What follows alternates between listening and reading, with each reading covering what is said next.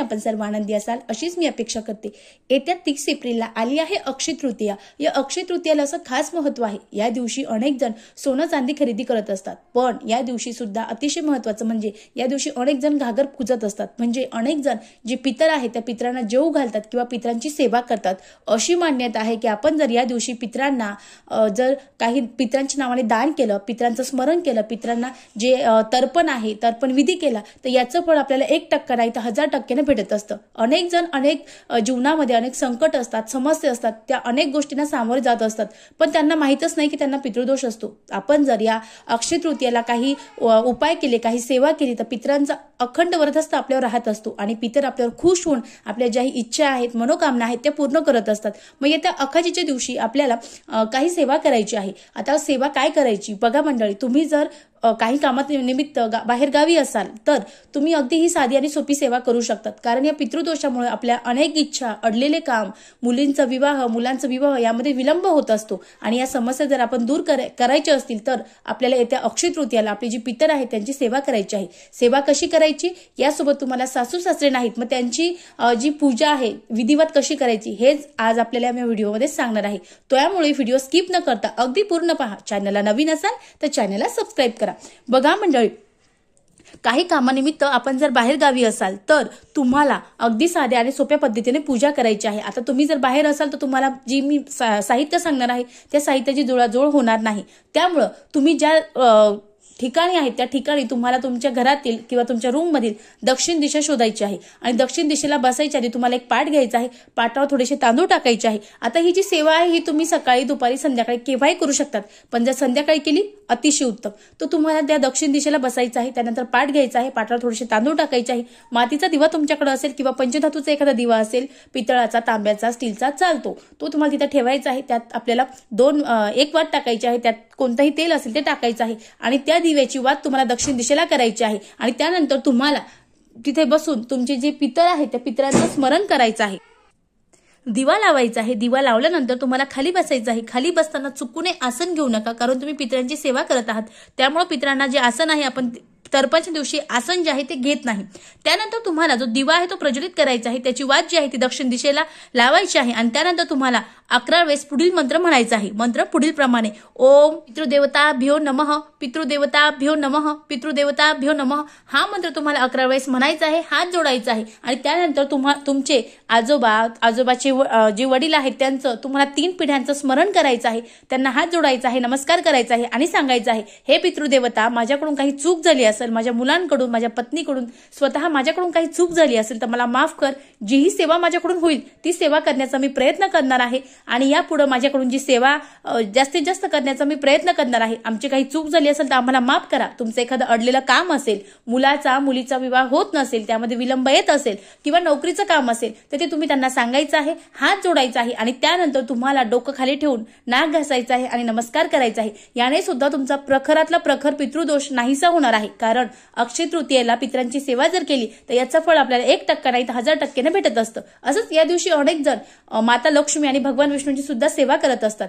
या सेवेने सुद्धा त्यांना अनेकांना अतिशय उत्तम आणि अतिशय सुंदर असे फळ भेटत असतात। यासोबतच आता तुम्हाला जे सासू किंवा सासरे नाहीत मग तुम्हाला जे घागर पूजायची आहे किंवा जी आखाजी आहे किंवा अक्षय तृतीया आहे त्याची पूजा कशी करायची तीच पूजा मी आज तुम्हाला अगदी सविस्तर आणि अगदी विधिवत सांगणार आहे। त्यामुळे व्हिडिओ अगदी पूर्ण पहा। बघा, तुम्हाला जर सासू सासरे नसतील तर तुम्हाला 2 जे माठ आहेत, म्हणजे मोठ्या माठाला आपण केळी म्हणतो आणि जो छोटा माठ असतो त्याला आपण करा म्हणतो, तुम्हाला दोन्ही माठ आणायचे आहे। तुम्हाला जर सासरे असतील तर तुम्हाला जो मोठा केळी आहे तो आणायचा आहे आणि जर तुम्हाला सासू असेल तर जो सासरी नसतील तर तुम्हाला जो छोटा करा आहे तो आणायचा आहे।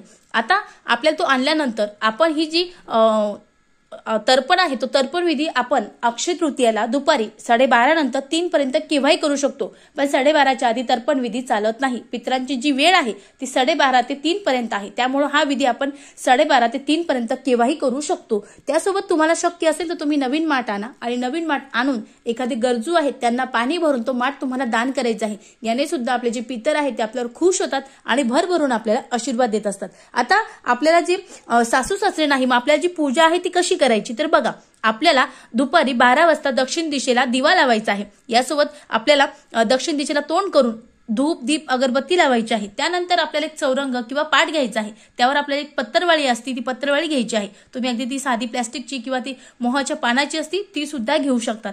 त्यावर आपल्याला 1 किलो गहू टाकायचे आहे. आता तुम्ही 1 किलो अर्धा किलो घेऊ शकतात, पण तुम्हाला ते दान करायचे आहे. त्यामुळे दान करायला सुद्धा ते पुरले पाहिजे. त्यामुळे अर्धा किलो 1 किलो तुमची जशीही शक्य आहे तुम्ही तसे ते घेऊ शकतात.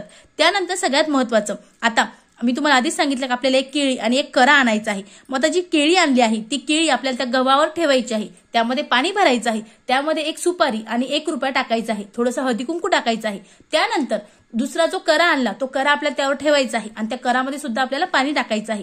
त्यानंतर सगळ्यात महत्वाचं, आता आपण जे ही पूजा करतो किंवा कलश स्थापन करतो त्याला आपण जे कुंकू आहे त्या कुंकाचं स्वस्तिक काढतो आणि वरून खाली ज्या रेषा आहे त्या मारतो. पण या दिवशी आपण जे पितराचं पूजन करत आहोत, मग त्यामुळे आपल्याला जे चंदन आहे चंदन घ्यायचं आहे आणि चंदनानं आपल्याला 2-2 रेषा त्यावर ओढायच्या आहे. पण रेषा ओढताना आपल्याला आपण जे खालून वर ओढतो कुंकवाच्या ह्या तशा ओढायच्या नाही, आपल्याला वरून खाली रेषा ओढायच्या आहे आणि आपल्याला त्या कशाने ओढायच्या आहे, चंदनाने ओढायच्या आहे. त्यानंतर आपल्याकडे जर लाल धागा असेल तर आपण तो सुद्धा त्याला गुंडाळू शकतो, असेल तर तुम्ही नक्कीच गुंडाळू शकतात. आता सगळ्यात महत्वाचं म्हणजे आपल्याला परत जे आपण जो करा घेतला होता त्या करामध्ये आपल्याला 1 रुपया आणि थोडस 1 रुपया त्यासोबत 1 सुपारी आणि थोडंसं हळदी कुंकू टाकायचं आहे. त्यानंतर त्याला चंदन लावायचं आहे. आता अनेकांकडे आंब्याची डहाळे ठेवली जातात, अनेकांकडे ठेवले जात नाही.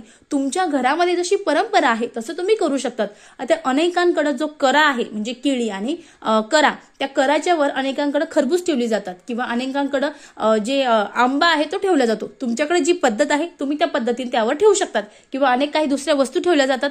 तुमच्याकडे जसंही असेल तसं तुम्हाला ही विधिवत पूजन करायचं आहे. फक्त वर ज्या वस्तू तुम्ही ठेवणार आहात ती वस्तू, आता आमच्याकडे खरबूज ठेवलं जातं, तुमच्याकडे काय ठेवतात तुम्ही ते ठेवू शकतात. नसेल माहिती तर अनेक जण आंबा ठेवतात किंवा अनेक जण खरबूज ठेवतात. यासोबत तुम्हाला सगळ्यात महत्वाचं म्हणजे त्या केळी आणि कराची पूजा करायची आहे. आता तुमचे सासू सासरे या जगात नाही तर तुम्हाला त्यांचा तुमच्याकडे जर फोटो असेल तो फोटो तुम्हाला त्या केळीच्या आणि कराच्या मागे ठेवायचा आहे. तो फोटो दोन्ही स्वच्छ पुसून घ्यायचे आहे, त्यांना फूल हार घालायचे आहे, त्यांना चंदन लावायचं आहे आणि त्यानंतर तुम्ही जोही स्वयंपाक तयार केला आहे तो स्वयंपाक त्यांना नैवेद्य म्हणून दाखवायचा आहे. आता त्यानंतर सगळ्यात महत्वाचं म्हणजे आता अनेकांकडे या दिवशी आगारी जी आहे ती द्यायची असती. मग आता आगारी कशी द्यायची तर आपण ते बघू. बघा, आगारी देणं म्हणजे काही खूप मोठं काम आहे का? नाही. तर आगारी देणं म्हणजे आपले जे पितर आहेत त्यांना आपल्याला घास देणं असतं. मग घास कसा द्यायचा तर आपल्याकडे जर हवन पात्र असेल अतिशय उत्तम, नसेल तर तुम्ही एखादी प्लेट किंवा ताट घेऊ शकतात. स्टीलचं घेऊ शकता किंवा पितळाचं तांब्याचं घेऊ शकतात.